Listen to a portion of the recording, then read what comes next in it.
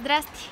Лятото идва и сигурно се чудите какво ли ще ви донесе. Може би лятна любов, летен тен, летен вирус или инфекция, летни разбивания по летните барове. Изобщо старата история. И като говорим за стари неща, какво всички са се хванали с жената на новия френски президент? Вие замисляли ли сте се, че повечето от вас, добре, повечето от нас, са преживяли 3 ремейка на Спайдърмен? Ами да, чисто нов Спайдърмен идва на 7 юли, в него Питър Паркър е 15 годишен и във филма ще има нови злодеи, а като се сетя, че когато излезе първият филм преди 15 години, мама и татко ме водиха за ръка да го гледам. Но това не е всичко, за да се почувствате още по-стари. Това лято излиза повтарям, петият филм Карибски пирати. Сякаш беше вчера, когато нашите ни дадоха по 5 лева и със съседчето ходихме да го гледаме в киното до нас. Още нямаше Фейсбук, нямаше Инстаграм, някои неща струваха по левче.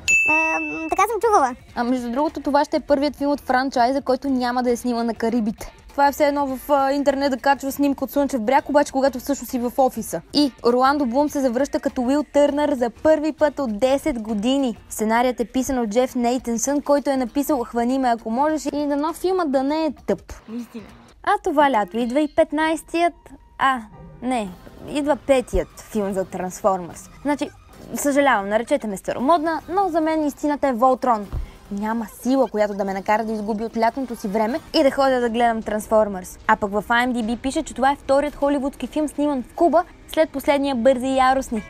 След смъртта на Фидел, случайност. Не мисля. А ако сте от хората, които мама и тати са ги водили да гледат колите и после са ги врънкали да им купуват пластмасов Макуин светкавицата, то на 16 юни идва третият филм. И понеже толкова време е минало, сигурно този път ще ходите с някое гадже. И после ще я или ще го водите у вас. Как лети времето само? Кога пораснаха децата? Друго важно, което може вече да сте чули. Добра новина е, че на 30 юни излиза и третото продължение на "Проклетникът Аз". Първият филм излезе преди 7 години. Да, не е чак толкова много, но я се замислете какво правихте вие преди 7 години. Аз бях тук. В новия филм ще се появи злият брат на Гру, който ще иска да го накара пак да е зъл. И бла. Да си го кажем честно, аз лично ще го гледам заради миньоните. Проучването ми попадна на спекулации, че образите на миньоните са вдъхновени от снимка, показваща нацистки методи за измъчване на хора, но да ви кажа, според мен това твърдение е пълна глупост. Ако съм пропуснала някое важно продължение, може да ми пишете във Facebook страницата или в Инстаграма на "Дръж ми пуканките". Там се раздават и награди, като цяло е купон. Иначе, умната през лятото, пийте много вода, мъжете се с крем против изгаряне и така.